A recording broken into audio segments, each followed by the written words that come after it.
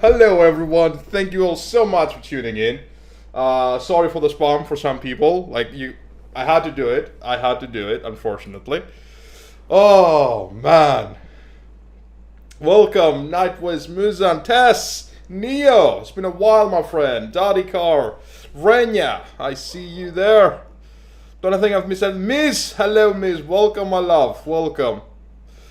How's everybody doing? Everybody's doing well? It's been a long time since we last spoke. Wow, I'm so hyped up for this.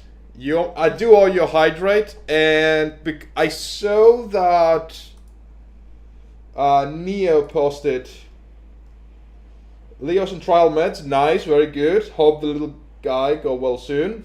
This is for you, Neo. Yo! Yo!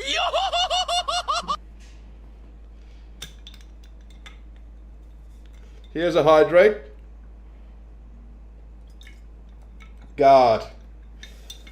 We're gonna begin soon, very soon. I'm just waiting for see how many people are here. I see a lot of people in. Everybody say hi, don't be afraid.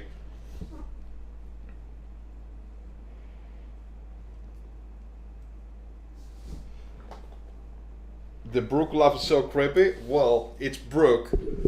It's my favorite dude, Brook, so I don't care. Let me close the window. I don't want any noise from the outside today.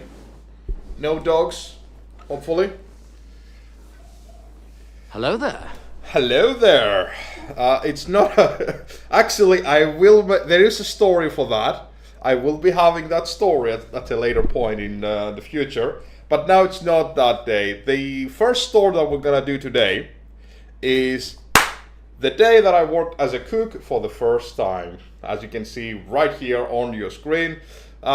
This thing will be changing every once in a while. So every time we do make a new story, we're gonna update this. So it's gonna be up to date, like everything on the screen will be up to date. Now this is a trial process, like we'll be doing a lot more in the future. So I'm thinking about graphics, like I want to have like a green screen at some point, or a fireplace maybe. I want to have some really cool sound alerts for everything. You can also submit your own stories, don't forget that. So yeah, it's gonna be amazing. Now, how Storytime is gonna work, we're gonna be, again, doing some trial process to see how it works properly. But basically, it's gonna be stories that happen to me in real life, either in games or in actual real life, real life experiences basically. And we'll be talking about them, having some fun. You can also be part of the story, because for every story, like every character that will appear in the story, except myself, obviously, will have your own names. For example, we're gonna choose, for the first story, for example, there are 3 people that are gonna be named, and we will rename all those characters to use your own names. For example, Alex spoke to Neo about this, for example, right? So that will be fun. At some point in the future, I want your stories as well, in order to have book some fun. There will be some moderation to what we can say and do, but I want to be involved in this as much as possible, and it will be fantastic. Want it. Now, boo, no boo. No boo, it's gonna be yay! That's gonna be it. Well, we can get away with some stuff, but I don't want to go too far away, I don't want to go too far away. Now, enough about that, Is it time to begin? Are you guys ready for it? Are you guys ready?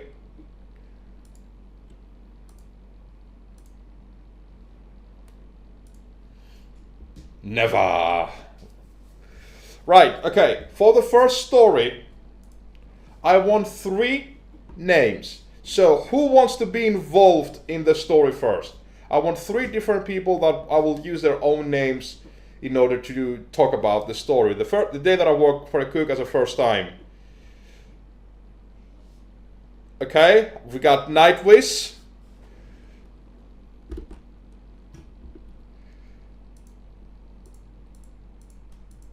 Everybody wants to be my enemy. Anybody else? I want 2 more names, please.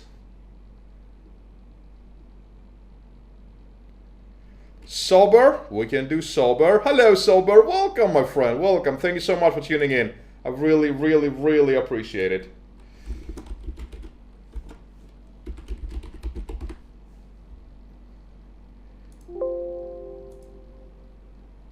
That's okay. Hi, Snob. Welcome. We're just doing the story. We haven't started the story yet. You fell asleep? Oh my god, how dare you.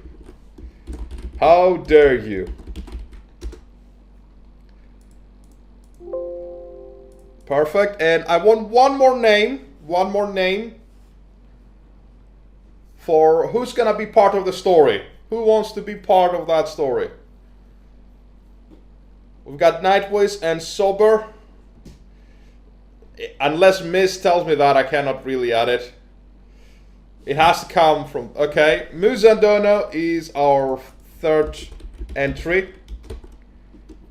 You need my beauty sleep. Don't worry, it's gonna be the next story. The next story is gonna be more appropriate for you, Miss. I'm gonna put you in the next story. I'm just gonna call you Muzan, not Muzandono whole thing. Alright. Okay, now, I'm gonna be reading through, I've wrote it down what I want to say because I don't want to be rumbling a lot. So I've wrote things down. I will be adding things and I will be stopping at certain points to talk about you, to, you know, share about things, like talk about the story, have some fun. For now, get your drink, get your food, get your whatever, and let's begin. Now, the day that I was a cook for the first time. The first time I worked as a cook, I was about 14 or 15 years old. I was in Hanya, staying at my aunt's for vacation, but I also decided to work on the side to make some extra money while I was there. My aunt knew the owner of the tavern, so it was relatively easy to get the job, but keep in mind that working in places with heavy tourism during the summer makes it really easy to find the jobs, especially since a lot of people usually quit.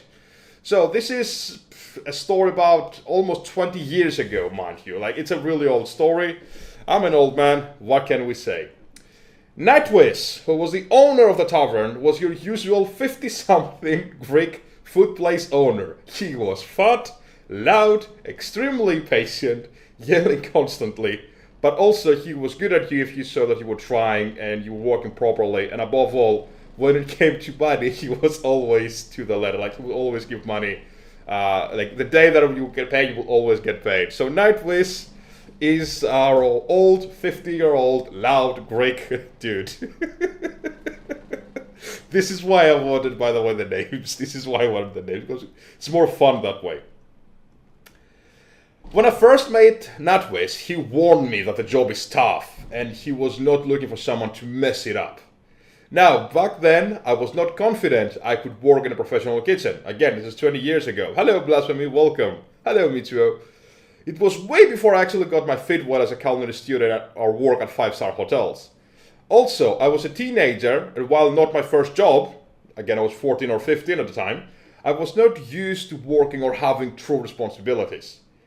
He saw me around the place, like showed me around, so this is the fridge, this is the grill, you know, this is where you're gonna be working at and stuff like that.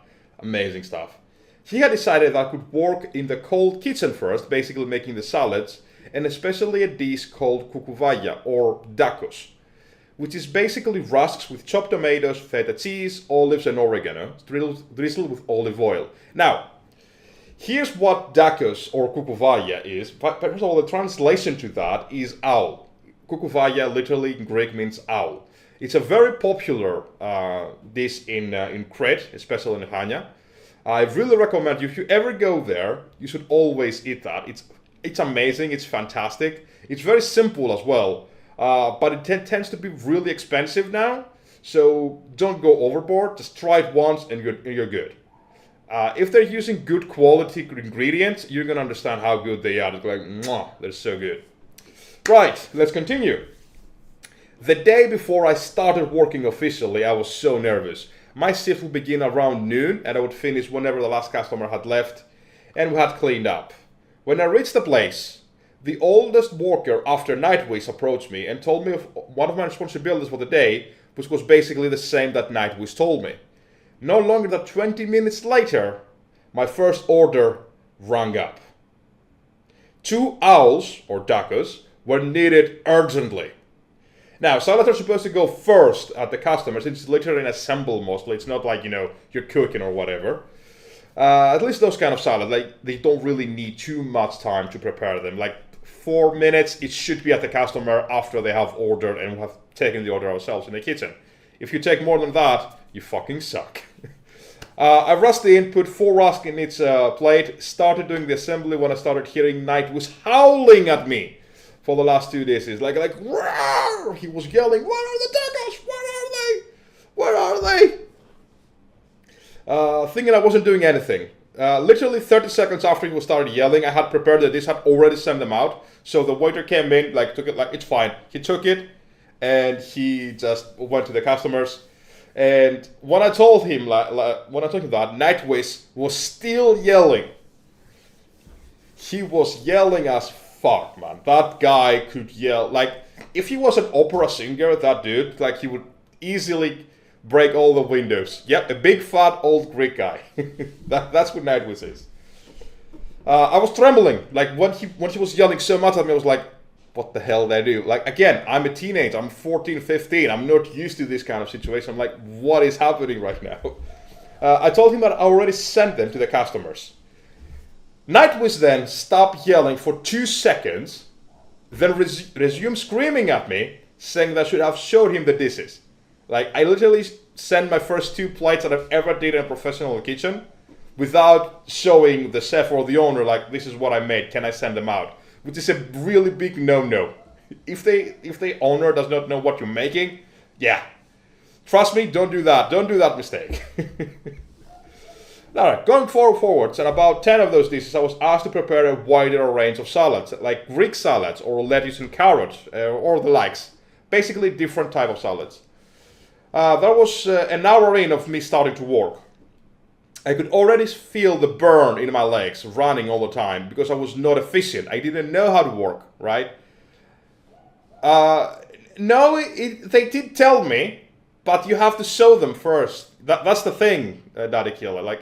They don't know what you're making. Again, I'm a teenager. I'm not a professional chef or anything. I'm just a kid making salads. Show me what the fuck you're making before I send it to a paying customer. That's the mindset of it all. And I was I just made it. Because I thought it was so easy. It's literally rusks with tomatoes and feta and oregano, and that's it, and you just send it over. It's not hard. That's what I'm trying to say. Nightwish would somehow be everywhere at once, constantly yelling at everyone. I'm not even kidding. This is not part of the drama story, whatever, that I'm making things up. This actually happened. That dude was yelling constantly. I am pretty sure from the moment he woke up to the moment he fell to bed, he would constantly yell and yell and yell and yell. How he would do that, I don't know. I'm pretty sure he found a way, a breathing technique, in fucking yoga, just so he can yell constantly. It was that bad. He would check pretty much every dish, especially from my side. Once he found some lettuce that I had not cleaned properly. He literally grabbed the plate, emptied it all in the bin, literally threw the dish at my chest like this, with an empty dish, and told me to remake that salad before he throws me in the bin. It was, it was bad. It was bad. Yeah, all of, again, he's the traditional old food guy, food place owner in Greece. He's fat, he's sweaty, he yells, he screams, he does all that. He was a decent person though, he was a good person, but man, I hate those people. I hate those people. Oh yeah. But since those salads were pretty much assembly dishes and not actual cooking, pretty soon I got the hang of it, and every salad would come out on time and good enough to escape Nightwish's relentless bickering. Be careful, chamomile. If you would do that, he would throw the chamomile at you. But now I was tasked with something else too. See, this tavern had everything, from fish to meat to fruit, and so on. Soon they asked me to start cutting watermelon for the guests. That was horrible, I will tell you that. I didn't have enough strength back then to properly like pick a watermelon, like place it there and start cutting it. Like even now I'm having troubles with it, and I'm a grown ass man. You can imagine back then I was like, how do I cut this thing, this big ass thing? How do I cut it? One would think that Nightwish would see this and ask me to do something else or something a different way, but no. The big fat bastard literally grabbed a watermelon, shoved it into my hands, like gave it the fucking thing, and started yelling at me the best way to cut it. I really messed up the first time, and the second, and the third, and the fourth. Like, you can imagine, like, the first 4 or 5 watermelons were really, really bad. Like, all slices were fucked up. The pieces were completely misshapen. You know, since you now, hold on. To my defense, it was a fucking tavern. It's not like a high-class restaurant. It didn't really matter. But man, I was so nervous. Like every time Nightwish would come and talk to me, like, what the fuck is this? I was so scared he would throw me into the bin as well, as long as that previous lettuce dish that I made. Now, let's cue time forward a bit. We're now at evening time. I was still making salads, cutting fruit for every customer pretty much. During that time I had one break. Like, keep in mind, I started around 11 o'clock in the morning. It's about 7 or 8. And constantly running around like fucking crazy. Summers in grace, or actually, let's rephrase that. When you're working at a professional kitchen, no matter what kind, you usually don't have time, you usually run around a lot. Anyone who has worked in a restaurant or something similar to that can attest to that. Even if you're a waiter, even if you're a cook, you're constantly running, it's fucking horrible. During all that time, I had one break where I was given like some pasta with minced meat to just gulp down. I was literally like, I was eating like this, and a soda. That's all I had all day. And I was a kid. I was running around like crazy. It was really bad. My feet were sore. My feet were swollen. I was exhausted. I was so close to crying from all the constant yelling. Like, I was like, stop yelling. Please stop doing that. It was literally like that. But I had decided, like I had it in me, that I would go through this. I would make it happen. It was so bad at the time, man. I still think about it. Like, I was writing the story. I was like, my God, it was so horrible. One of the cooks there asked me to come help them with fried calamari and pork skewers. Basically, souvlaki, if you know what they are. Oh, ads? Okay, I'm gonna wait because I don't want to miss the ads.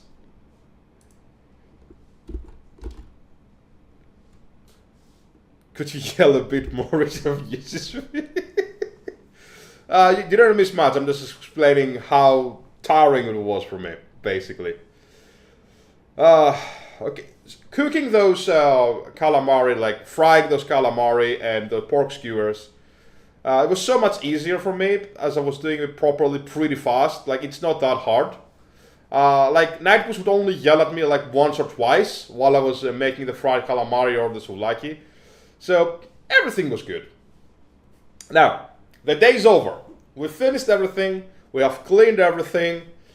Again, this is my first day working. This is my first day. What do you think? Okay, seriously. What do you think Nightwish did to me when everything was done and dusted? Let's hear it. What do you think Nightwish did to me after we were done with everything? Go for it. Mop the floor? Okay, good choice. Give you a raise? Absolutely not. Clean the toilets? Bet you clean again, still around, come back. Bet you over and spank you because you weren't good enough. Jesus fucking Christ. Nope. All of them good things, but no. When the day was finally over, Nightwish gave me a menu, the menu for the tavern, for me to study at home. That's what he did. That's what he did. I'm exhausted. I'm tired. This is my first day at the job. He gave me the menu, like, this is the fucking thing, read it. Know what we're selling. Basically, he wouldn't take no for an answer, so all I did that night was reading the damn menu, learn the ingredients that went to each dish. For the remainder of the summer, every day I would slowly add one more dish in my repertoire of cooking. Not a single day had passed that Nightwish did not yell at me for something. But I was so used, like at some point I was so fucking used to it, I was like, yeah, whatever, dude. Like, whatever. I didn't even bother like stopping and look at him. It's like, yeah, whatever. Just let him yell. Whatever, dude.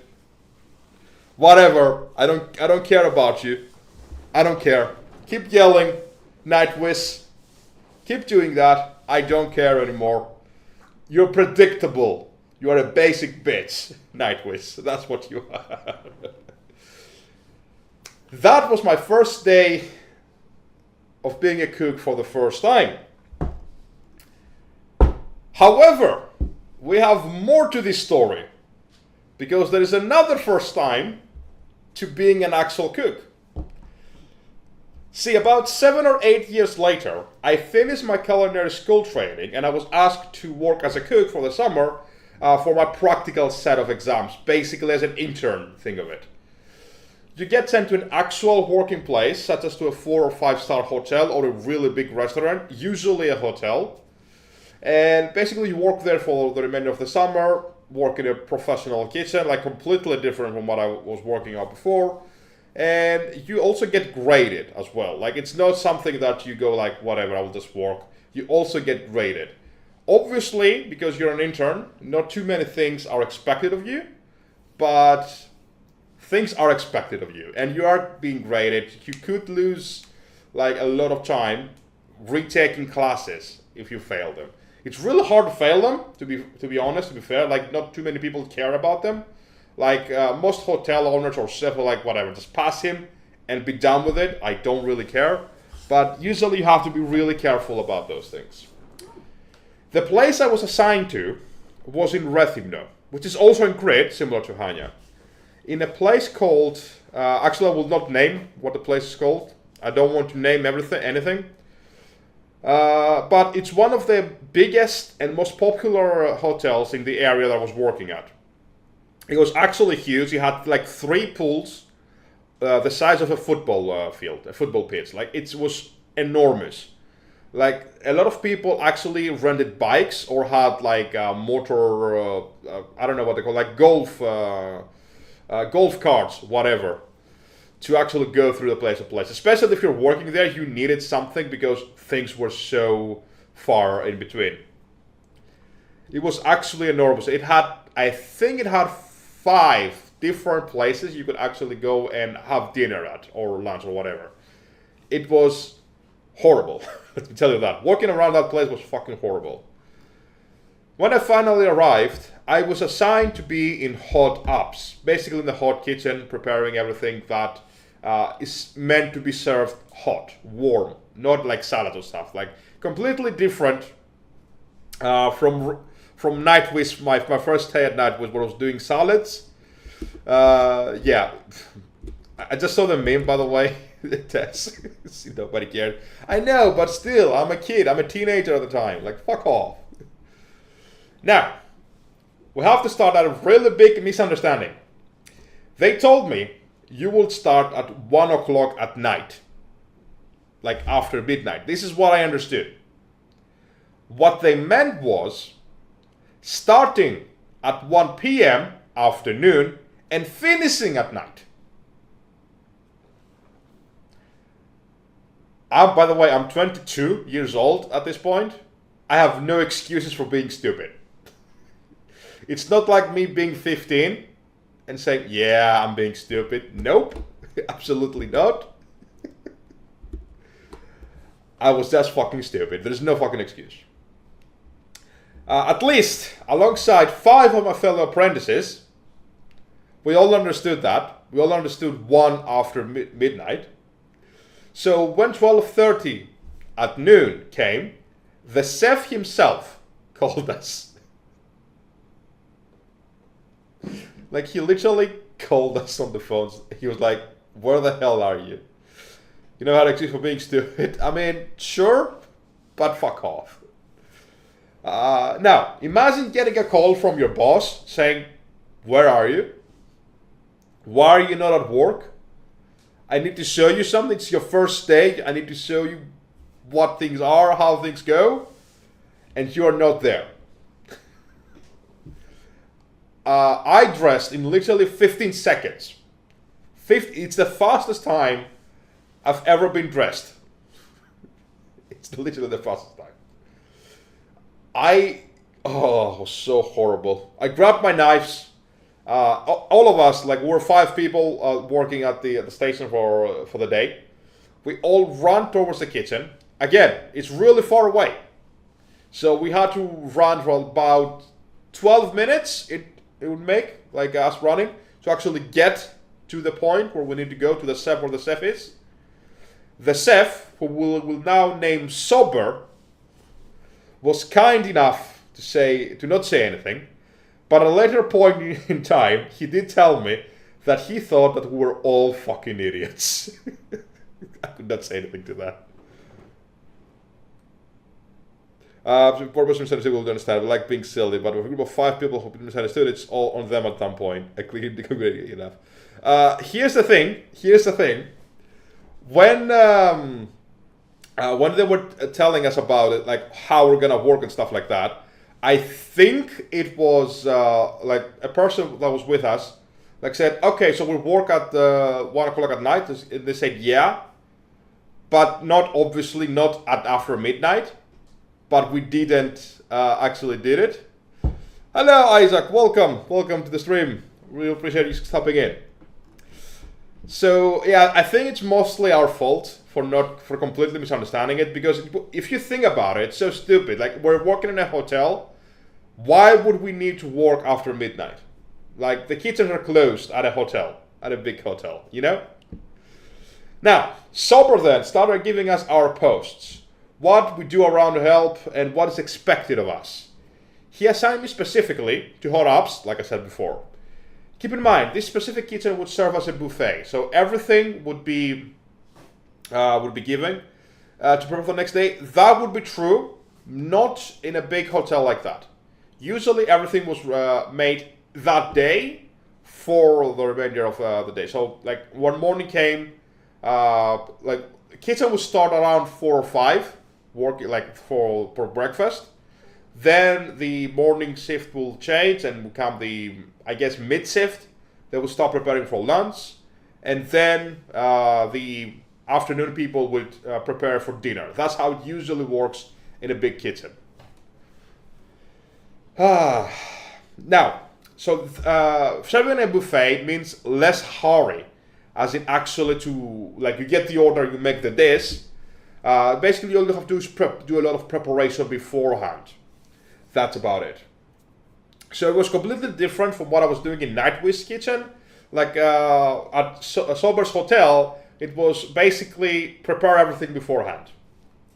The only thing that was not done, like, beforehand was fried potato. Basically, anything fried was done at that exact time, nothing between. Everything else, everything you can imagine, like trays of lasagna, trays of moussaka.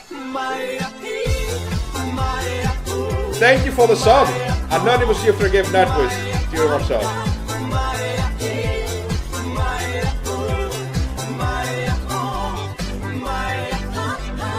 Really appreciate for the sub. Really appreciate it. I should probably actually cancel the alert sounds for now and thank everybody after that, but so in order to not stop the story. But I really appreciate the sub. Sub goal met too. Amazing. You're all fantastic. I love you. Thank you, Mitsuo. We've done it. We've done the first sub goal. So I'm really, really happy for that. Super!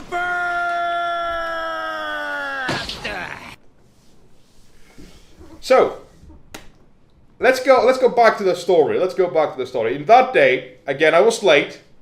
Sober thinks I'm an idiot. Remember that.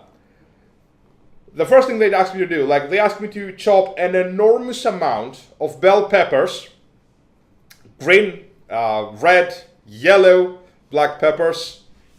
It was horrible. Parsley, they had me chop a lot of parsley as well, and tomatoes, both cherry tomatoes, like small tomatoes, and big tomatoes.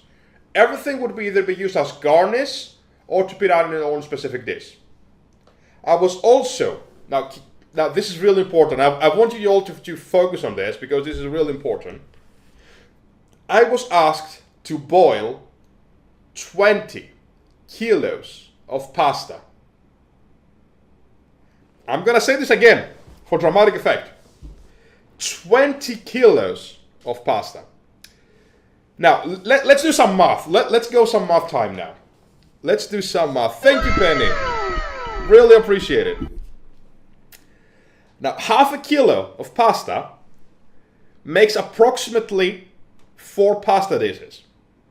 If you are working at a restaurant or like a hotel or something, half a kilo actually can make 5 or 6. You can literally swim. I'm not even kidding. You can literally swim.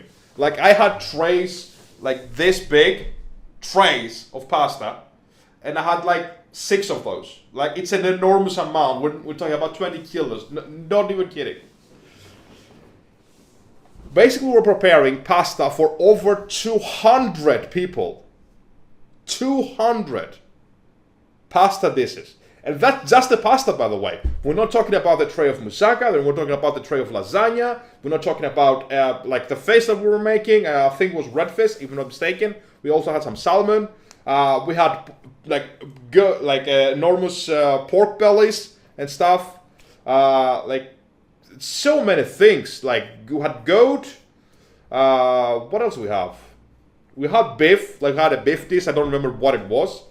It was, oh my god. Anyway, that much pasta, because I had to boil them, like that was the thing was assigned to, was hell to make. You had to steer and steer and steer. Like you don't steer like in a fucking. No, I don't have my casserole right now to show you, which can fit about 1 kilo of pasta. But we're talking about an enormous thing. Like I think you've all seen it, like even in movies or something, or if you work in the kitchen, you know what I'm talking about. We're talking about an enormous thing, and you had to steer on top of it. Wow. At some point, now here comes the funny part. The sous chef Muzan Dono, who later took a liking to me and even offered for me to go to Austria with him to work as a cook in the winter time, pushed me aside and told me to follow him in order to help him out. He told me to grab one of those shopping carts that you get like in a supermarket and stuff. So we can take out the meat for the next day. Basically, take out the meat out of the freezer in order for it to unfreeze properly to use it for the next day. He also gave me a winter coat. This is summer. This is summer in Greece. This is summer in July in Greece. He gave me a winter coat. Like a proper winter coat, like you wear that when there is snow. Basically, I look at him like, are you fucking crazy? What's going on? Why are we doing this? He was not crazy. He led me to a refrigerator that was about minus 20 degrees.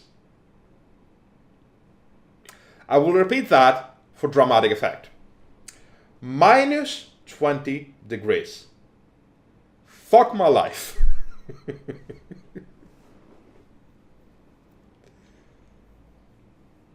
Oh, it was so horrible. Basically, what we were asked to do, and we worked really fast, trust me. I had a coat. Dude, keep in mind, I went from plus 50 to 60 degrees Celsius working in a kitchen to minus 20 in seconds. I'm gonna say this again. I went from plus 60 degrees Celsius to minus 20 in seconds. Like, there was a fucking temperature in the kitchen and in the fridge. I saw them. One was 60, or 58 to be more exact, if I remember that very clearly. The other was minus 20. So, anyway, we went in, we worked really fast, like, we were grabbing coats. This is some funny. I remember Muzan going like, oh my god, I'm so fucking cold. Like, he was chilling. I was... Oh, yeah. Like, people, like, Muzan knows. I'm so glad I chose you for this part of the story, Daddy Kelly, because you know exactly what it is.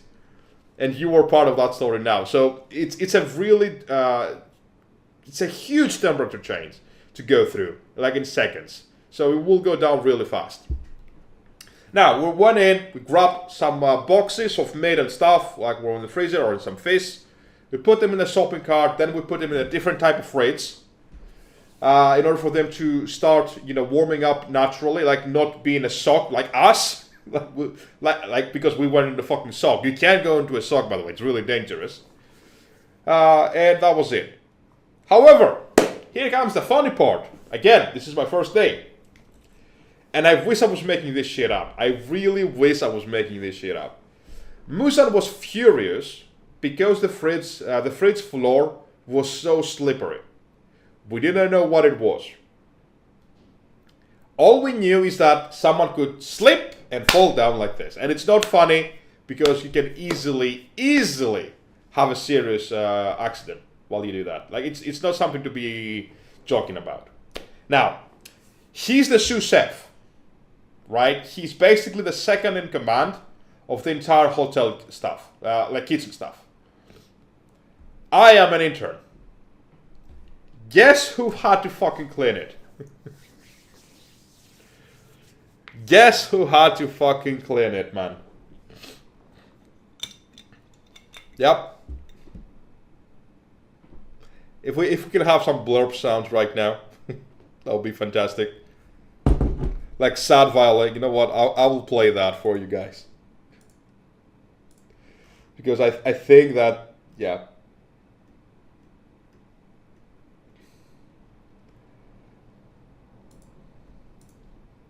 Drink water, you dehydrated bitch!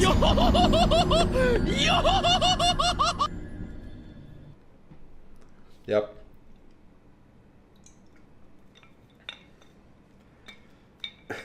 That's a you. Just don't be an intern. Yeah, I agree with that. I agree with that. Don't be an intern. Problem fucking solved, right?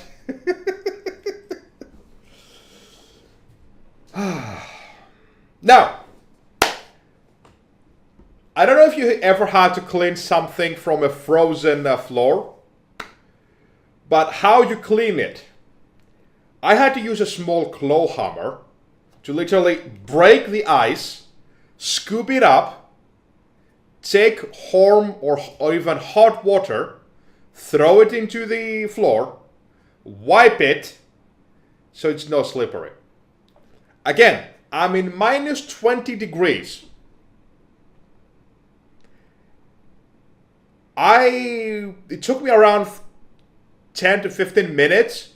I was freezing. I'm not even kidding. I was freezing. Like, even the sous chef told me, don't come to the kitchen yet. Go outside, like smoke a cigarette or something. Don't come in just yet because I could have some serious damage. I was cold and miserable. Like, when I went back to the hot kitchen, I was actually dizzy at some point. It was bad. But my mama didn't raise no coward. I kept on going. Yeah. Apes together strong, man. Ain't no coward. Ain't no fucking coward. Now, let's start the actual buffet now, because preparing the damn things, it's only part of the job. The real thing begins when we actually start serving the people. You gotta do that. Well, it's my other mama, you don't know her. It's from my other side of the family. Now, when we actually started, serving people in the buffet opened and people will start coming into it, it started to be both a lot more hectic and a lot easier to work up. This is really weird. You can't really understand it unless you have worked in the kitchen. But yeah, once you have everything prepared, it's so much easier to work, but you just have to run around a lot. Like, I remember waiters will come in and they would yell at us while they were coming. You're like, we're missing this, get me this, get me this. Again, the only stuff that we prepare at the time is only fried stuff, like fried potatoes, fried calamari, fried squid, whatever it could be fried. That's the only thing. Fried eggplants, would you do that a lot? That's the only thing that we would prepare at the time, nothing else. However, 30 minutes into service, 30 minutes, we fucking run out of pasta.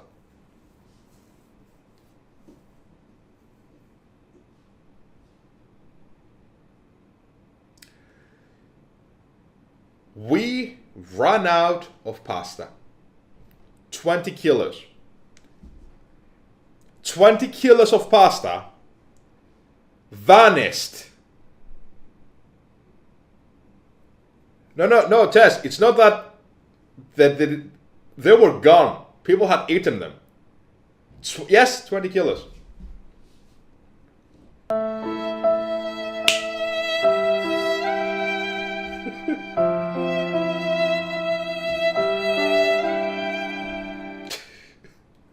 I don't know how many people we had. Like, think that point the hotel's capacity was about 1,200.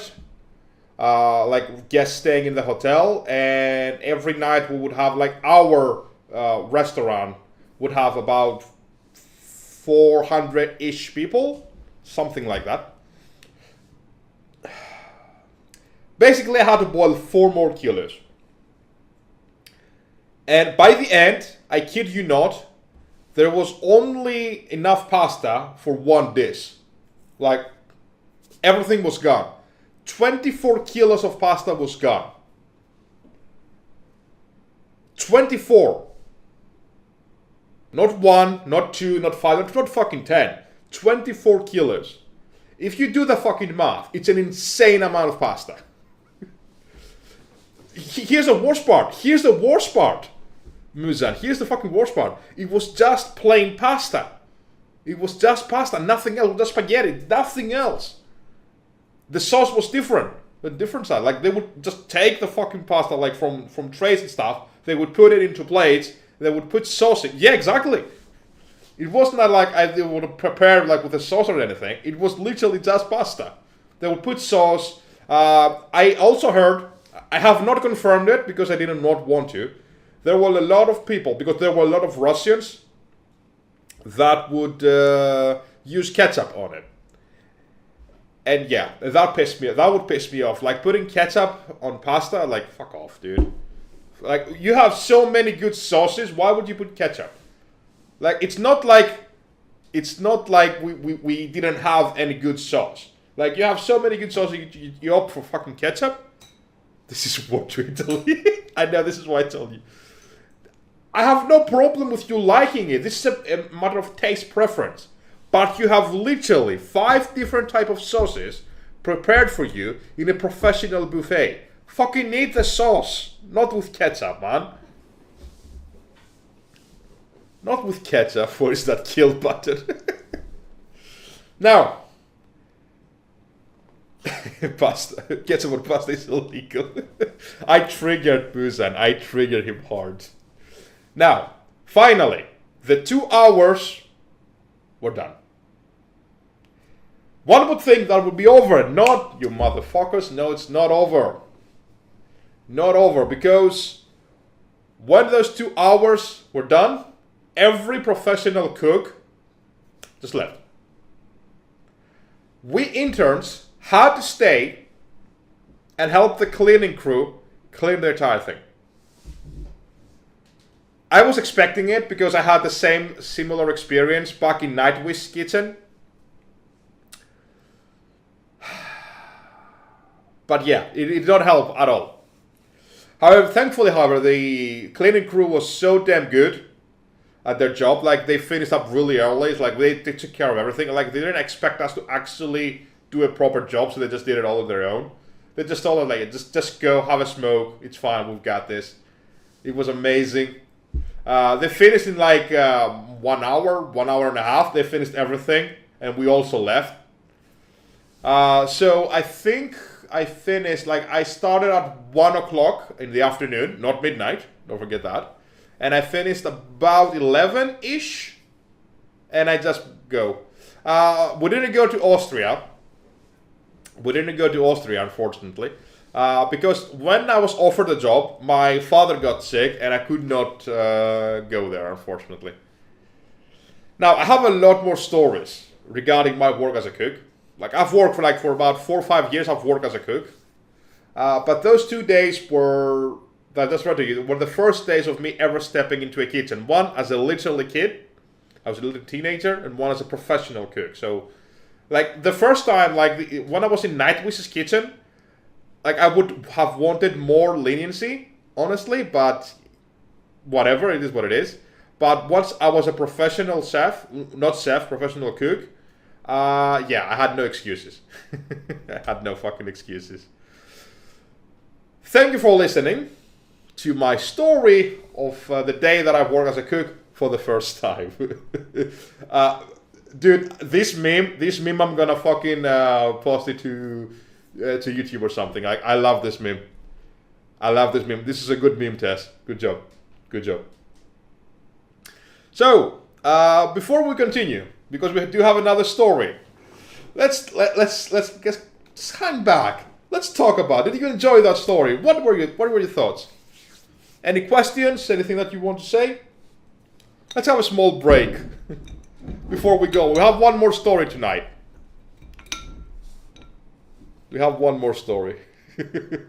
Daddy Kelly immediately being like offended.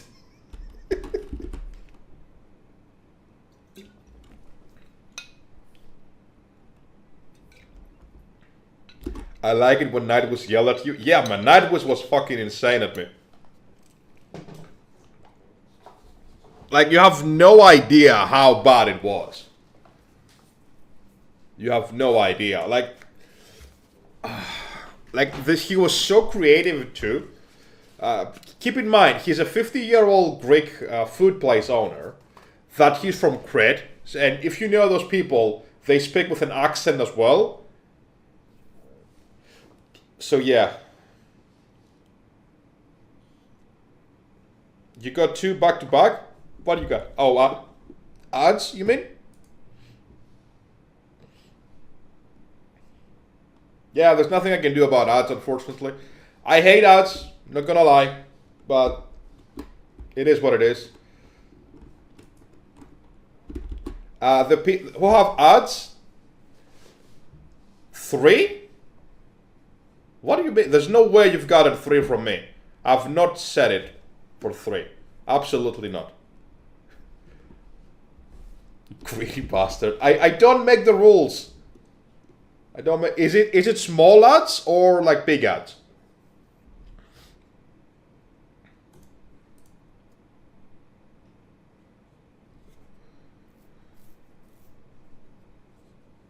Like 3 small ones? I'll have a look at it. I mean, you can subscribe for not having ads.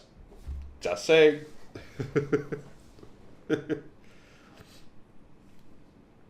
Let me stack you up again.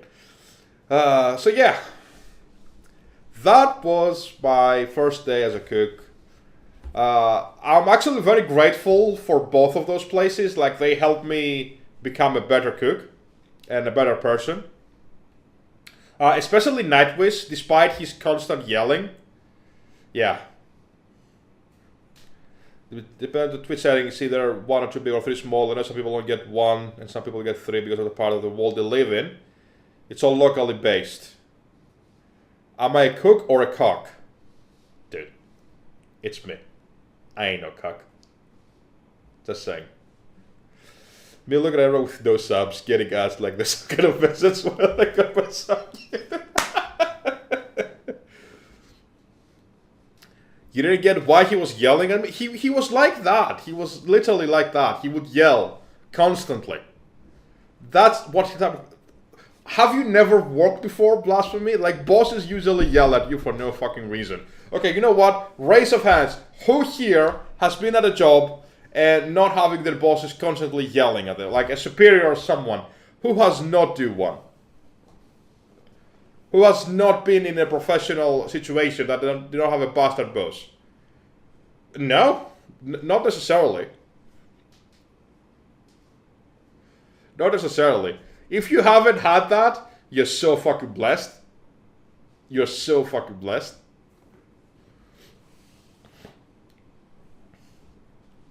I have it. My current one is either disappointed that or happy they're so good at the moment. Neo had it, obviously. I tell him to fuck off, obviously.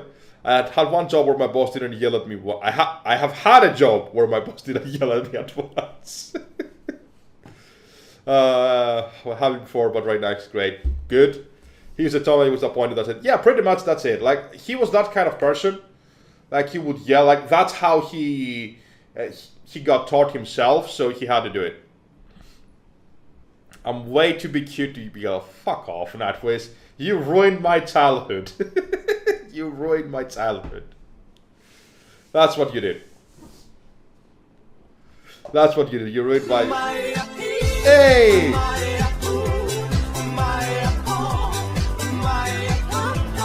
Neo, thank you for the sub, mate. Thank you for the sub, man. I really appreciate it. Good for you to be back. Good for you to be back. Finally. This is better than a gifted sub-tongue. Don't get yellow if you're perfect like me. Oh, Miz. Come on. Okay. Did you have fun with that story? Are you ready for more? Are we ready?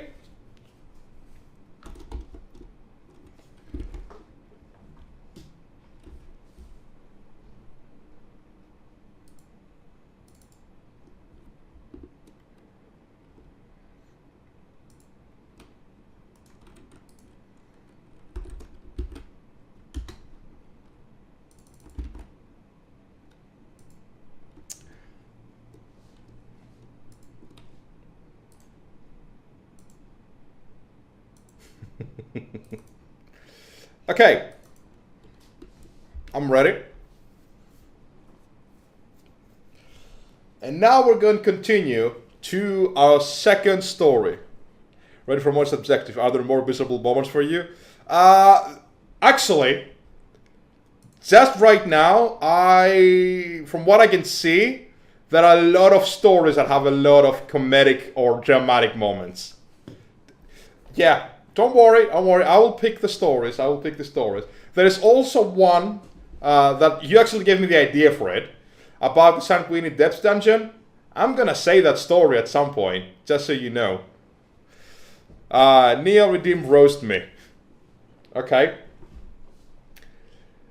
Your only use is for you to become a subscriber to Dragongraph. That's the only time you have useful in your life.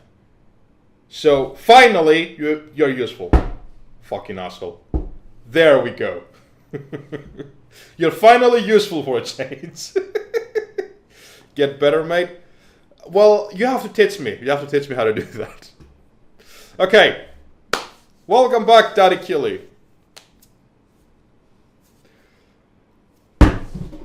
Oh! That was a good roast. That was a good roast. That was a good roast. That, my God, hold on. That, we have to pin that.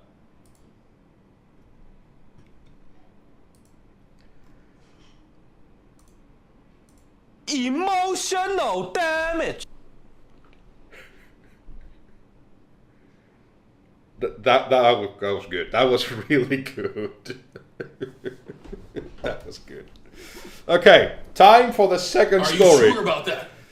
Yeah, I'm pretty sure. I need to go to the second story now, before we go on. Now, the title of the second story is something Drink water, you dehydrated bitch! I will, that some people might be very familiar with, and it is The day I joined an Final Fantasy nightclub. Let's let that sink in for a bit. Let's let that sink in just for a little bit.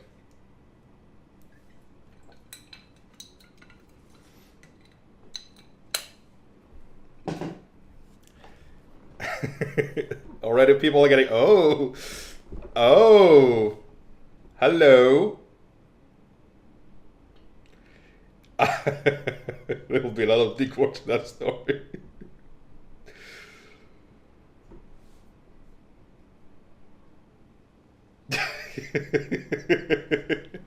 You're actually not the first time. You're not actually not the first time, Daddy Car.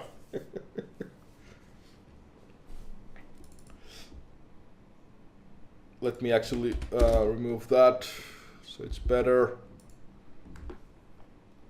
Okay. I didn't name too many people for this one, but I do need one person. Who wants to be in the Final Fantasy nightclub story? Who wants to be that? It's not the worst nightclub story that I'm gonna be saying in story time. Oh, I did say miss. I did say miss. You're right. You're actually right about that. I did say miss.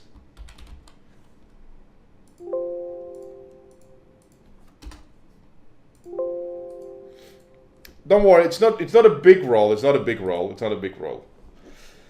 Now, are we ready, my friends? Are we fucking ready? Hold on, let me check.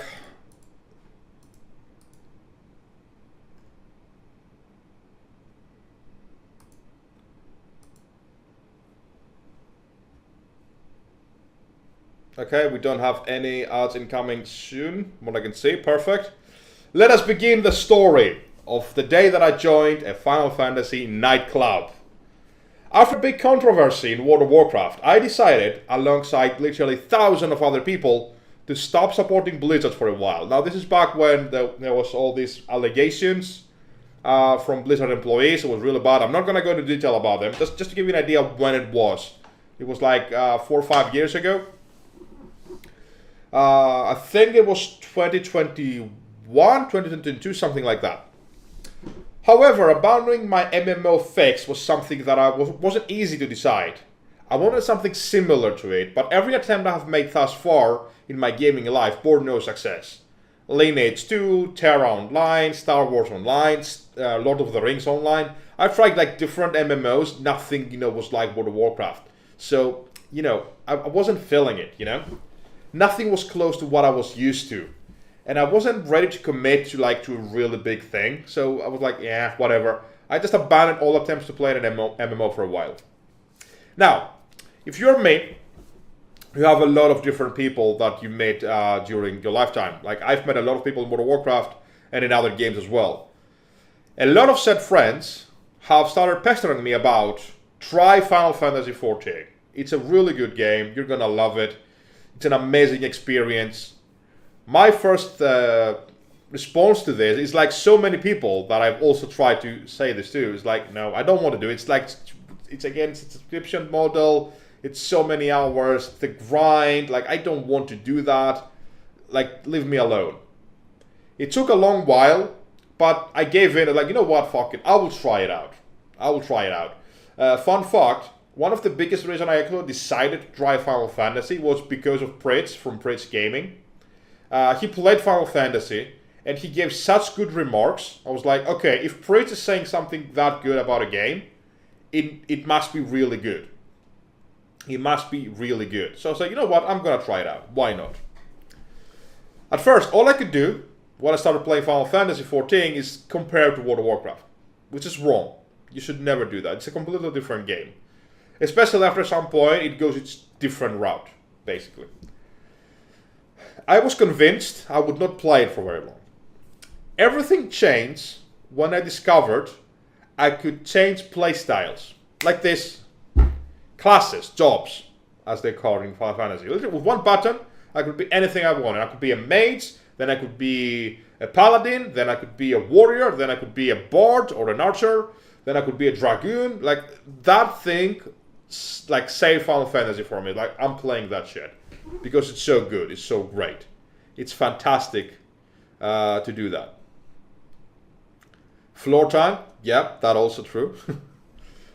Immediately when that happened, I abandoned all thought process about me not playing this game. Like it was that good.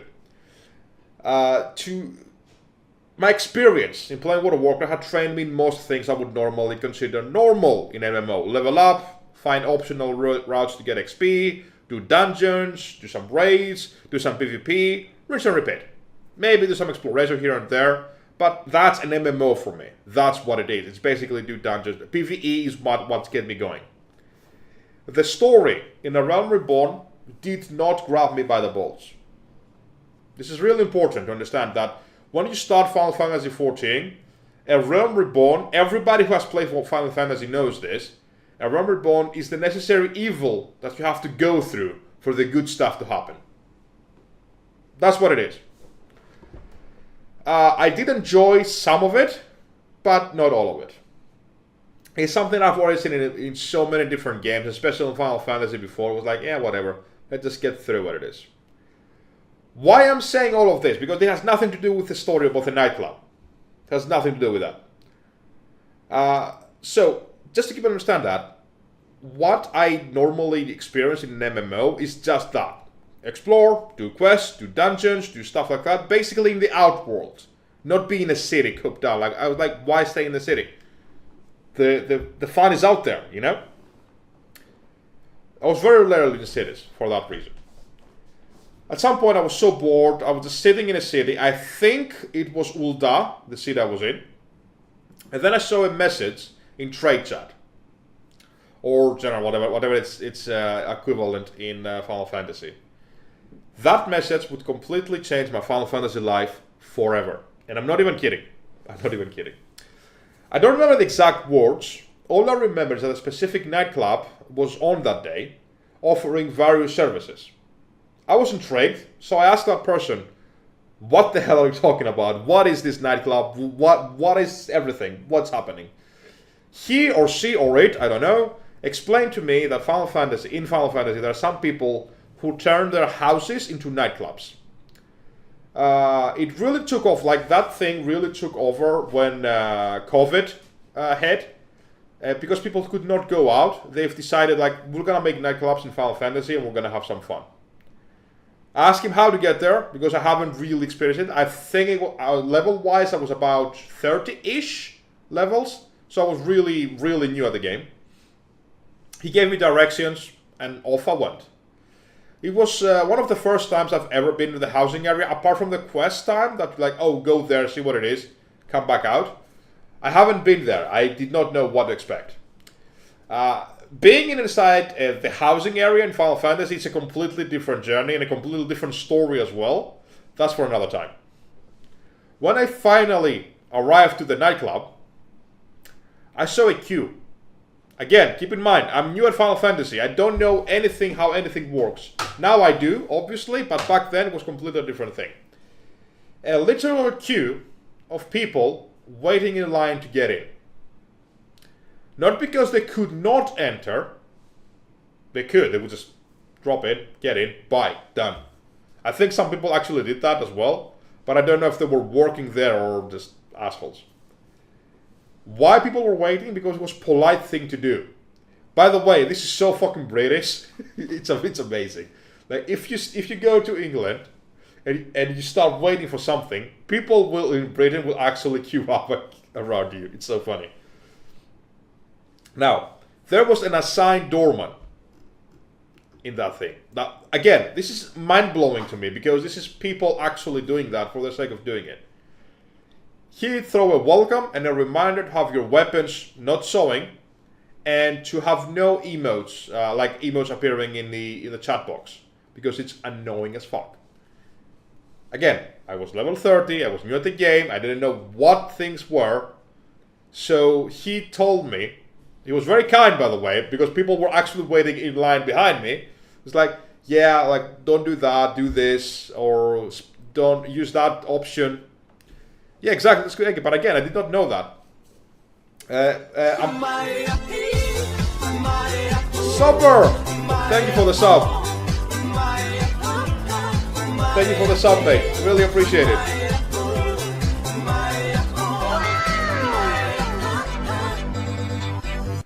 Thank you for the sub. Okay, Neil, have fun. Sober. Thank you for that, mate. I really appreciate it. So again, I'm standing in line. I'm in front of the line. So the dude tells me all of that. I'm pretty sure he was cursing under his breath. He was like, "Oh, motherfucker, son of a bitch, noob, don't know everything." So, but he did tell me everything that I need to do, and I went in. Now I entered the nightclub. I entered the house. The first room I entered was assigned to be the lobby or the reception, where another person would offer their welcome, and they would offer the link to a Twitch channel with a DJ. I was like, what? DJ? What are you talking about? I clicked on it, and I found out the streamer was actually a DJ playing music with actual instruments, like nothing like I don't know, like autotune or whatever. He was actually playing music. Well, he went with autotune. I don't know about that. But also recording the dance area of the club of the club itself. I was asked because I was like so excited. I was looking around, I was running around like, oh my god, this is awesome! Oh my god, this is amazing. I was asked, please don't run, please walk while you're here. Like now, keep in mind, people when you're in a nightclub, people usually don't tell you not to run, unless you're being an extremely cunt about it. But because they could tell that I wasn't doing it because I wanted to have like to ruin someone's experience. It's because I didn't know any better. So they asked me like, please stop running, please walk while you're in the club. It's more appropriate this way. I was like, sure, my friends, I will do that, no problem at all. So I was walking around. Role playing was really important, and is really important to a lot of party goers. Like Nexanda and Muzan will tell you all about it. Like it's really important for role play to be good for them. It's one of the reasons they play, and I totally respect that. Also, like as a collective thought, like people and Nightwish, obviously, and Nightwish, also Nightwish. I forgot about Nightwish.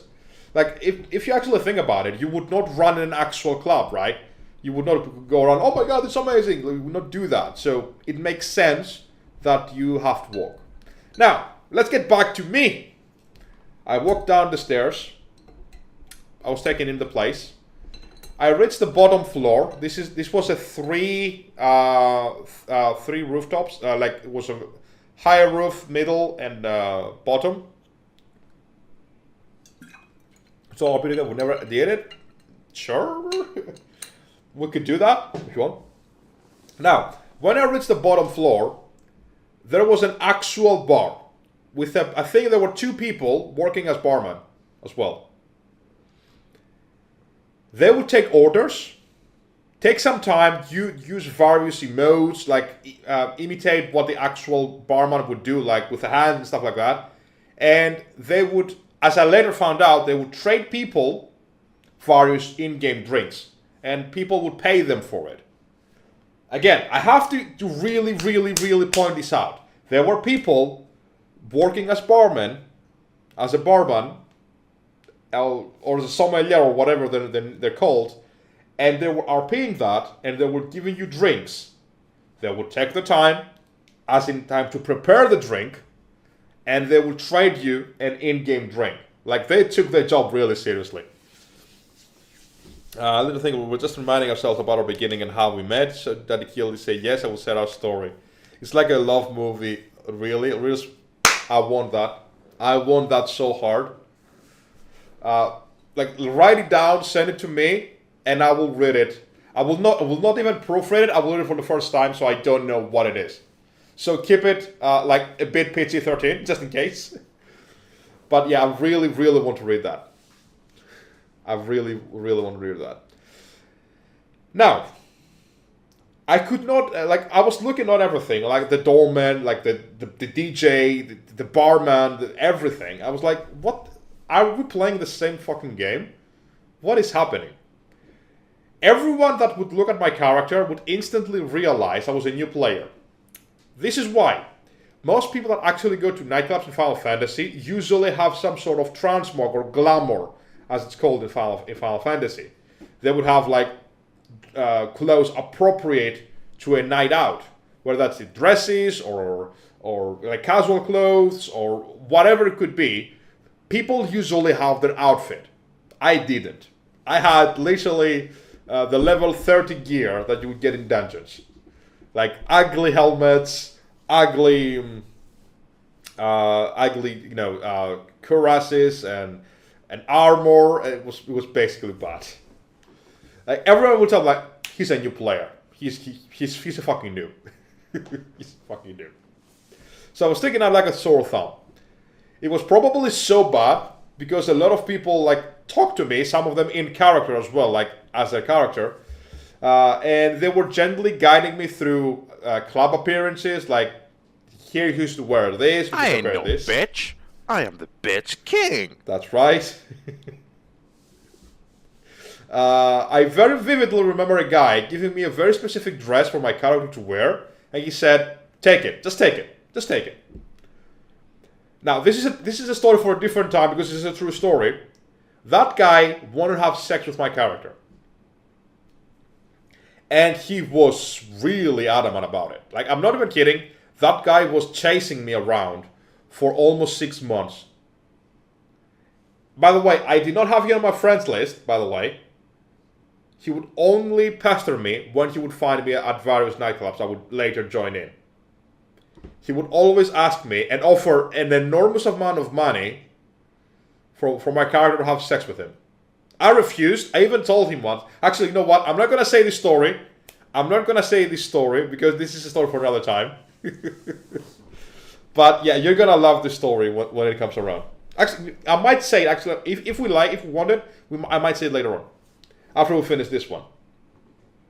Now, I was gifted this dress. It was a really cool pink dress. Think of it like for Final Fantasy players, think of it like a dancer outfit. I was wearing a proper dress, and my character was like, "Yes, I'm ready. I'm good to be here. Let's fucking go." By the way, I did not glamour it. I did not use glams for it. I literally wore it. I did not. I don't use glams for it, just so you know. It's just like, okay, I'm gonna wear it. I removed everything else and I just wore the dress. Yeah.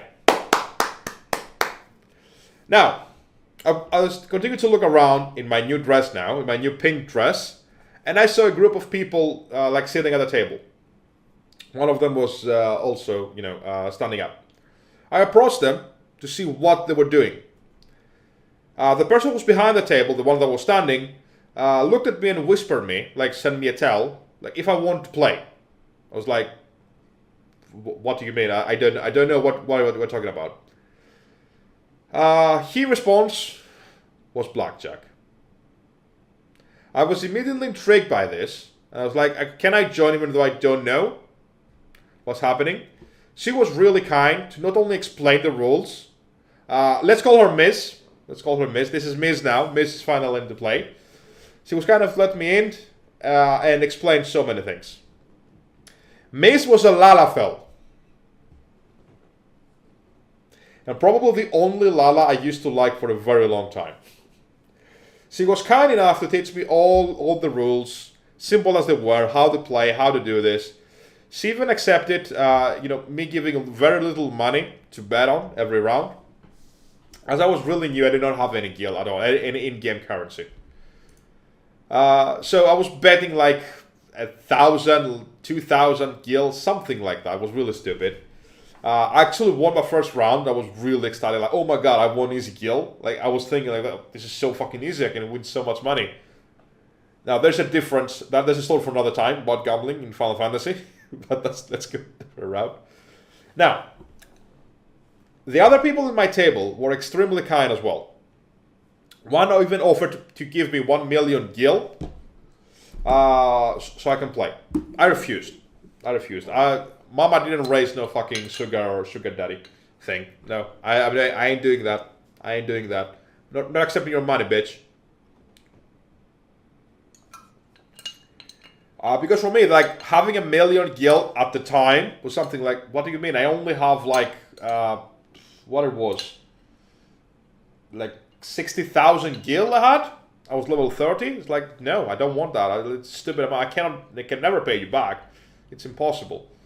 Now, just to give you an idea, in a Final Fantasy party, you would have 8 players in that said party. That's the maximum amount of players you can have. If you exclude the dealer, it was 7 players.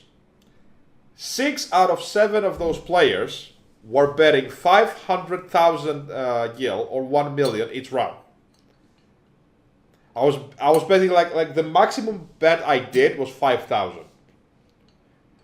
Not 500,000, just 5,000. Yeah, exactly. You say that, Nightwish. I agree with you. I also do that. I've done that. But again, this is my first time doing it. I don't know what's happening. I don't expect the kindness. Kindness in an MMO? Are you fucking stupid? No, bullshit. That's bullshit. Now, and to me when I need voices. True. Now, after I had some fun with the gambling table, a person with a Greek icon over their heads approached the table. I noticed that she was very thinly, let's say, dressed, right? She didn't have too many clothes, let's say.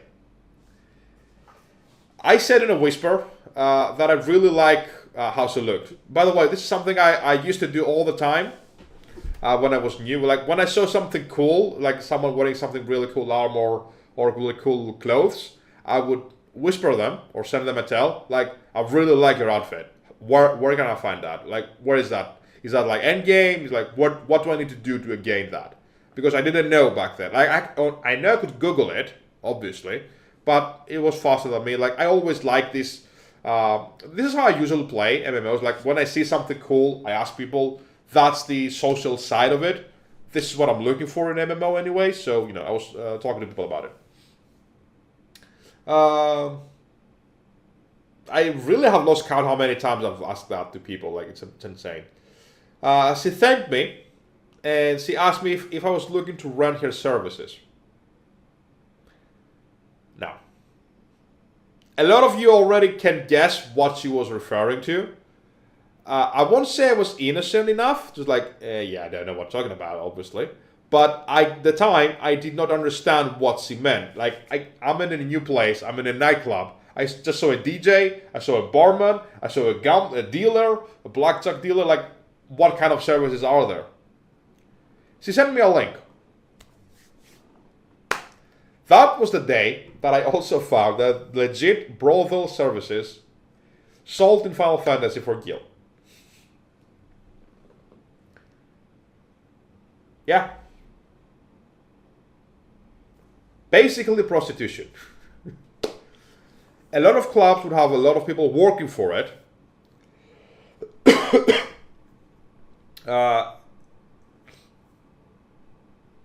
Have colored pink. Must be a nice game. I mean, to be fair, Blasphemy, it's not just that. It's not like only prostitution. Like there were security people inside, like doormen or people looking around. There were people that working as a barman, as a DJ, blackjack dealers. It's not just prostitution, but you can imagine what is the most popular one. Also, something really cool as well. I found out there are different type of services. It's not just sex stuff. It's not just sex stuff. It's also exactly. People have been doing like cyber stuff for years now. It's not something new. There are girlfriend or boyfriend experiences. There are like people just you can talk to. There are like massage type of services. There are even some therapy, like actual therapy, like with a psychologist per se. It's not, obviously you don't get that. Take it with a grain of salt. Obviously, it's not real. And So yeah. Let's be honest. Like the majority of those people, I will get there. I will get there, Tess. The majority of people usually use that for sex. I can't say that I have used those services at some point in my Final Fantasy career. However, I can definitely say you can never expect how and why. That's all I'm gonna say. I'm not gonna confirm or deny the fact that I've used those said services. That's a story for another time.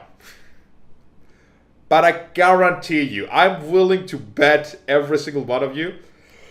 Everybody's thinking, oh, he did the sex stuff. I won't say anything. You won't expect what actually... There will be a story shared for it. That's all I'm gonna say. That was the clap day... on my ass cheeks keeps alerting the guards. Pretty much, yeah. Pretty much, yeah. That was perfect, by the way, so that was spot on. That was the day I first walked into a nightclub. All in all, it took me about 1.5 hours to fully immerse myself into it, and then I left to continue my normal journey as an adventurer. It was also the same day that cemented Final Fantasy as one of my main things to play for years to come, as well as me frequently visiting those kind of places for years to come, mostly for gambling though, to be fair. That is my story time for the day that I finally joined a Final Fantasy nightclub. Thank you so much for listening. Now, let's take a small break again, see what the story is about. Also, let's see the clip. Why not? It's not just sex stuff. It's not just sex. Yeah, it was really cool. I'm gonna upload that, miss. I'm gonna upload that. This was really fucking cool. It's really cool. So, what are your thoughts of that story? Any comments? What do you think? In general, what do you think of Storytime? Please tell me. I'm really interested to see what you guys thought of the whole thing. What happens in clubs stays in clubs? Yeah, I mean, that's also true. Needed more services.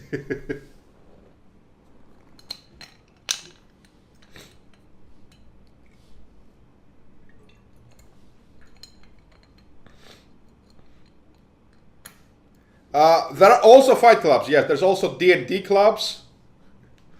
There's anything you can imagine in Final Fantasy. There's cafes, there's restaurants, there's like museums, there's what are called like game clubs, like stuff or quiz clubs.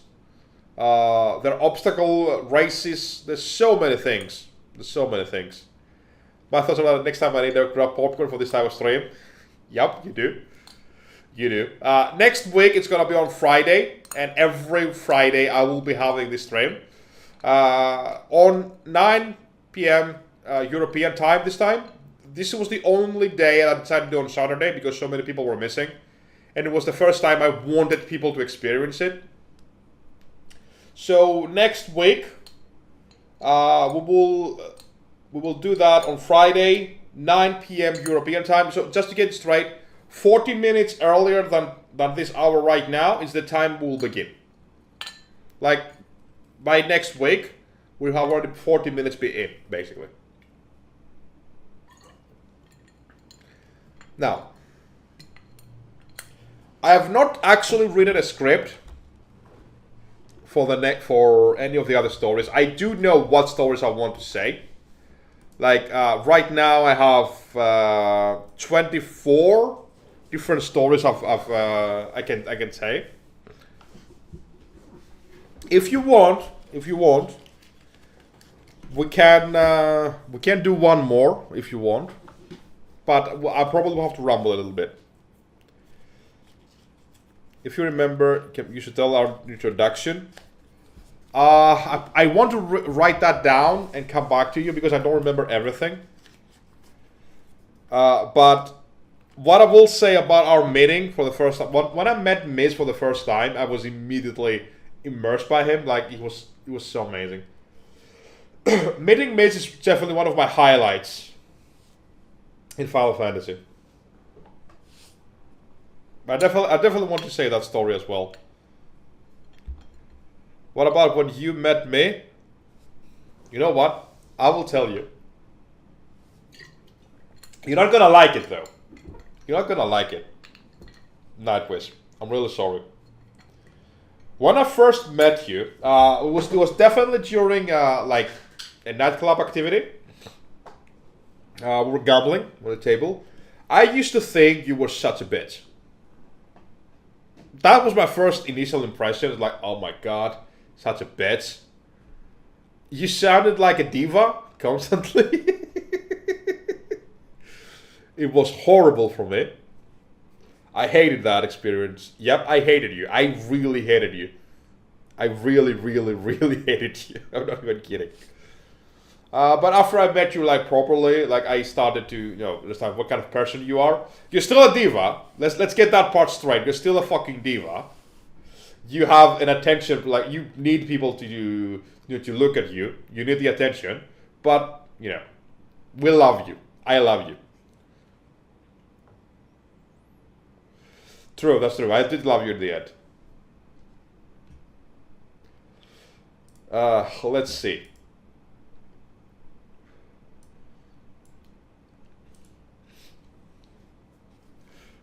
Oh, I have some really cool stories. I have some really cool stories. Now that I see, like, I will tell you some of the titles, just to get you inside the whole thing. For example, the day I got pranked, believing my schoolmate was pregnant. The day I went to the village cemetery. The day that I became a plastic surgeon cleric.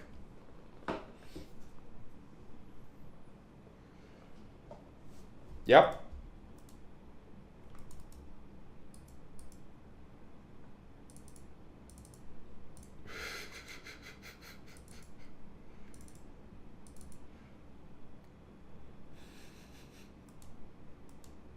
Yep. What else? Let's see. The day I got catfished. There are also some really cool ones, like the day I streamed for the first time. The day I wrote my book.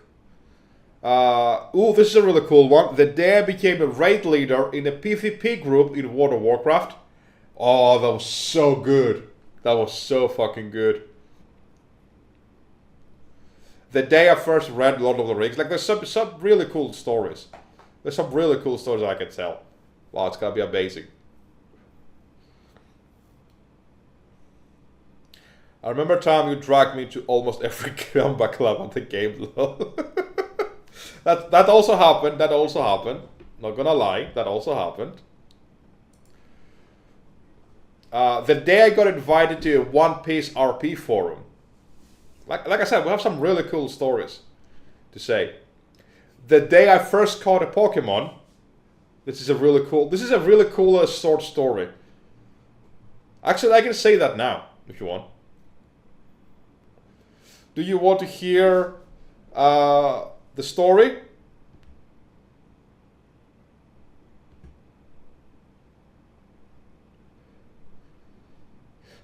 The day I first caught a Pokemon?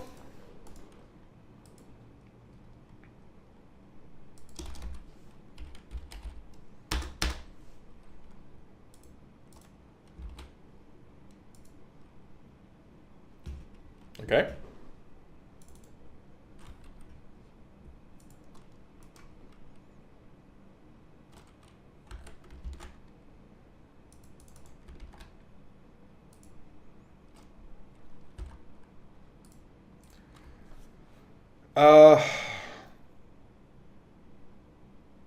I need one person for the story, if I remember it right. Who wants to be part of this story?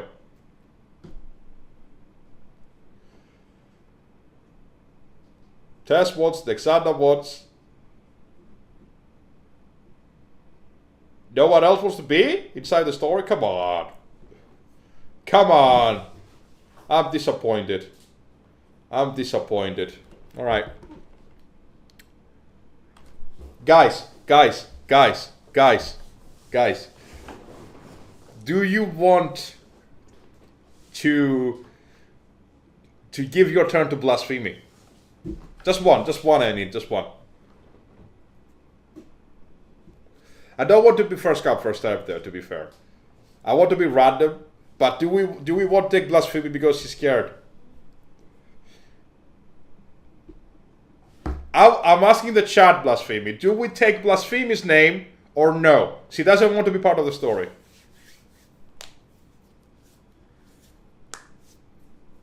Oh no, miss, you won't get it. You trust me, it's nothing like that. This is why it's a really good story.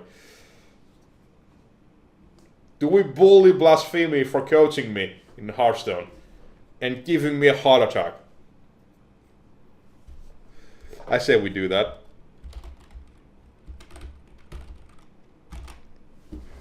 Don't worry, your role is very small. It's actually good that you're part of this story because, yeah. Okay. The day I first caught a Pokemon. Now, let's go back to... Oh my god. I don't even want to say the fucking words now. Fuck. So far away. So old. Wow. I don't want to say the fucking words. So, about 25 years ago. 25 or 26 years ago, I first... Oh my god.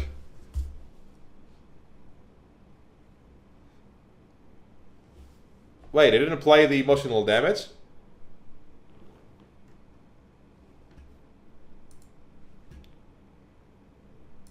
What the hell just happened? Hold on.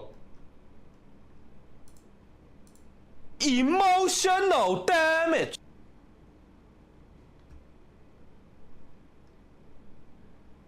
What happened? Why can't I hear your own blips?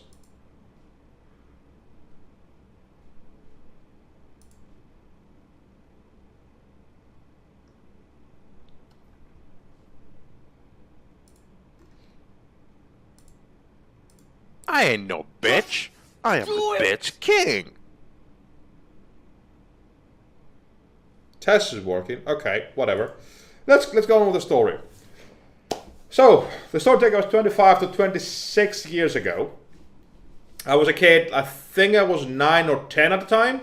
Pokemon was really popular back then. Like, it still is to this day, but back then it took us everybody by the fucking balls, right? Like, we would love Pokemon, we would go everywhere about Pokemon, we would collect trading cards, we would watch the anime. It was in Greek dub, by the way. Oh my god, such good days, man, such good fucking days. So what I did as a kid is I asked my mom, like, I want Pokemon. Can you get me Pokemon? So my dear mom gifted me. She bought for me the Game Boy, the really old chunky one, the gray one, not the color one or anything. Like, back in my day, we had it black and white. That was gaming for us. And my godfather got me Pokemon Blue. That was my first ever Pokemon game. Pokemon Blue. Yeah, the brick one was fucking amazing, man. So, let's get to it. I started playing Pokemon, right? And back then, the game did not tell you, like in every Pokemon game today, and I think part of the reasons why they did that, like, I've definitely been blamed for that. In every main game entry after Pokemon Blue, I don't remember if it was Pokemon Gold and Silver that actually show you a tutorial. Actually, no, they also saw a tutorial in Pokemon Blue. Yeah, I had no fucking excuse. I remember right. No, never mind. So, I didn't know how to catch Pokemon. All I could understand is I need to buy Pokeballs, right? And these Pokeballs would allow me to play, would allow me to catch Pokemon. Now, I was so used to the anime. In the anime, like what Ash had to do is literally make a Pokemon faint, and then he would throw the Pokeball. So in my mind, was like, okay, so this is what I have to do. I have a Pokeball, I need to make the Pokemon faint, and I need to catch a Pokemon. That's all I had to do, right? Really simple stuff. So this is what I was trying to do. I would go into every wild encounter. I would literally use my starter Pokemon, which was, I believe I started with Bulbasaur as my first Pokemon. I believe so. I would wipe the Pokemon, make it faint, and then I would like, okay, how do I catch it? I was searching left and right how to do it. At some point, I was trying to catch a fucking Rattata for so many times. For days too. Like, I'm not even kidding. Like, I was trying to catch it for days. I could not for the life of me be able to catch it. A fucking Rattata. That's all I wanted. All I wanted was to catch the fucking Rattata. My Bulbasaur was level 15 at some point. It would one-shot everything. Because it was... can you understand? Can you understand how much XP I had to get? Like getting 12 to 20 experience per battle for Bulbasaur to get to level 15. That's a lot of XP. And it wasn't like any speed runs right now, like you could just boost it through. Like, I had to go through every animation of the fights and everything. I could not understand it. Now, my cousin, Blasphemy, comes into play. Pretty much, yeah, pretty much. So my cousin Blasphemy comes in and told me, hey, I want to try this. I want to help you catch Pokemon. Now, Blasphemy was, at the time, well, still is, he was about 4 or 5 years older than me. So, you know, he was older, he would understand things a lot better than me. So it's like, yeah, okay, I will give that to you. What Blasphemy did was, he understood the tutorial, like he was looking around, like, okay, he found the tutorial guy, right? And he said, okay, this is how you got a Pokemon. So what he did, he caught like 3-4 Pokemon for me. He got a Rattata, a Pidgey, a Nidoran. I think that's it. So he had like 3 more Pokemon, so I had 4 in my party now. I could not understand how he did it. Like, I would ask him, like, Blas, how did you do it? Blasphemy, how did you manage to catch this Pokemon? The fucker would not tell me. All he said is like, it's really easy, just throw the ball. What I did, again, I was 8 or 9 at the time. I would go to my inventory, see the Pokeball. It's like, okay, I have like 6 Pokeballs now, so I should be able to catch one, right? Again, I would go to a wild encounter, and what I would do is I would throw the ball first. Usually, when you throw a ball at a healthy Pokemon, it cannot catch. It has a chance to catch it, especially in the early stages, but usually you don't. You're not able to catch it. I was still like, it would always escape. So what I would do is I would send my Bulbasaur, and I would fucking kill it, one-shot the fucking thing. I have reached now level 18. Bulbasaur is now an Ivysaur. Still to this day, I don't know how I would catch a fucking Pokemon. I would progress through the game with the same 4 Pokemon that I had. I had a Bulbasaur, which was an Ivysaur. I had a Rattata. I had a Pidgey. I didn't evolve, I don't remember how it evolved. And an Nidorino. I had those 4 Pokemon. My 3 Pokemon were caught by my cousin Blasphemy.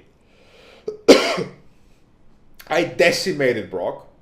I absolutely decimated. Like, I went to Brock the first time. I sent Ivysaur, and he was like, alright, let's get this over with. Like, I literally put the slave into slavery when it came to Brock. I just decimated the poor dude. But again, I was over leveled. I went on to Cerulean City. I managed to find my way through the Mount Moon. It was. Still, I don't know how to get to Pokemon. I was so pissed because Blasphemy was keeping, like, was still like, oh, you're stupid. You don't know how to get to Pokemon. You're a fucking idiot. I was like, you know what? Fuck it. I'm gonna restart the game. I restarted the game. I lost all my progress. Got my Pokemon, my starter. Went again to the Pokemon Mart. Took the Pokeballs, went back to Professor Rogue, did all the whole thing. They did it back then. And then I bought the Pokeballs that I can use. Again, I would faint the Pokemon. Because in my mind was like, but Ash would faint the Pokemon. By mistake, I found out that you can use items in battle. How I found that out, like I was running low on health. I was like, oh no, I will die. And I thought if I would die, I would lose my Pokemon. That's what I thought back then. So I use a potion. I want to use a potion. I didn't know how to use it. So I was like, you know what? What is item? I didn't know what item meant. English is not my native language. Back then I was really bad at English. I didn't know how to speak it. Like, what is item? I saw the item and I saw potion and a Pokeball inside. I was like, wait, is that how you catch it? I press A in Pokeball, threw the Pokeball, and the Pokemon was caught. It was a Rattata again, and I finally caught a Rattata for the first time. That was the day I first caught a Pokemon. It took me 6 real-life days. 6 real-life days to be able to catch a fucking Rattata for the first time. Thanks, Blasphemy. What a cunt, man. What a cunt, let me tell you. Yeah, I was really bad. Back then I was really bad.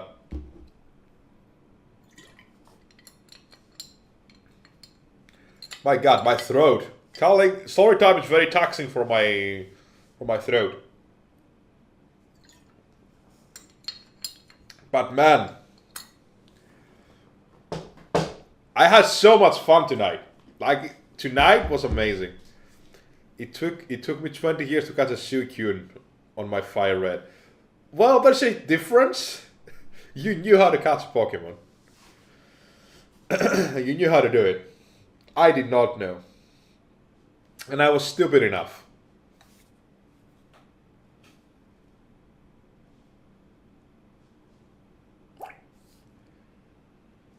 So yeah, those are the stories for today's story time.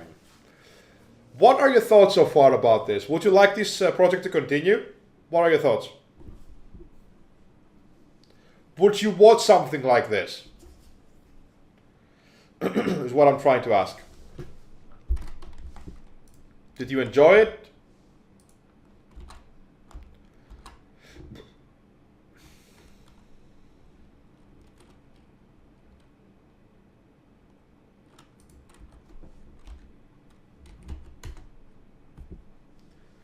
I would love to see this forum continuing. Awesome.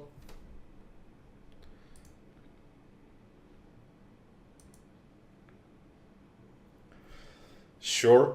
Blasphemy. Sure. Whatever. I don't care. Can I not be included though? I will try. I will try. We'll love to hear the Sanguine Depth story in this format. You will. You will. At some point you will. You will. Thank you, Daddy Car. I will continue this. Yes, I will continue. Next Friday, it will happen again. And this will continue. So please set your clocks every Friday at 9 p.m. European set time. So like an hour before now is the hour that will begin every Friday. And I will not ever again move the time frame unless, you know, something real life goes on. I want to have it like a proper set and day and set it. You can also submit your own stories, as always. You can submit anything that you want, as long as it has like some form of element of comedy or drama, like for us to actually poke fun with. I will be changing every name that you put in, so you don't have to worry about it. So you can say anything that you want. All the names will be replaced. And yeah, and we'll use names from the chat. Use names from you guys. That's what we will do. Right now, I want to get Daddy Counts and Daddy Killy's story that when they met, because I don't know it all. So I'm really curious to see what it is. Yeah, this is the purpose of this thing. This is the purpose. Like us hanging back as a community, having fun, hearing stories, basically poking fun at the bear. Plus, like a lot of these stories throw a lot of jabs at me. So I think it will be really fun for you to actually get to know me better and know how much you love poking fun at me, like making fun of myself. And you do it not in a kind way. That's not the right word to say, but you do it, in a way that is really just really funny.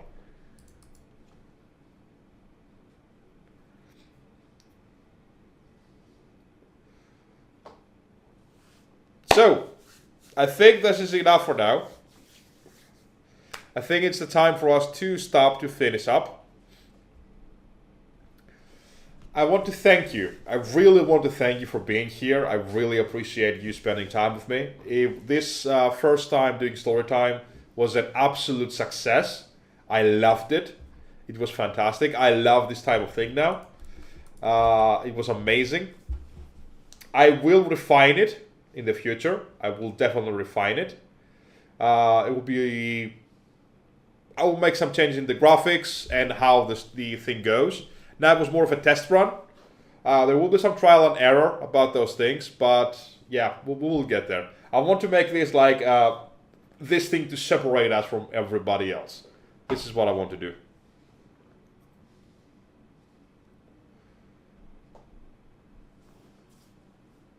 You want the fireplace in the background? Don't let us wait 15 minutes next time. I'll actually do that. Every story time will begin with a timer. So we can have people, because this is the type of stream that people need to be in before I start. It's not like the normal streams where I don't care, I just begin and you come in as you please. I need people to be in so I can use their names in the story if they want to. So the timer will continue, unfortunately. I'm really sorry. Sorry, not sorry.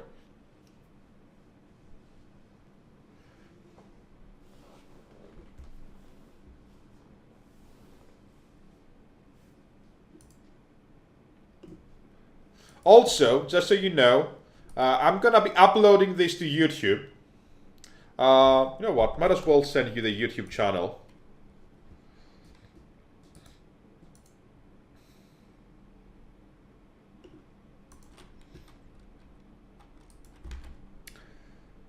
Although you can probably say it in my links. Might as well send it. You can subscribe there for all, like there's some videos there that you might actually watch, you want to watch, some really cool videos. I will be making a lot of changes in YouTube as well, but for now there's some videos that are really good, in my opinion. Like some Should You Play, they're all very old by the way, so yeah, it's really bad. Anyway, this is it for today. Thank you all so much for tuning in. I really appreciate you being here. I love you. Stay safe, and I will see you next time. Bye.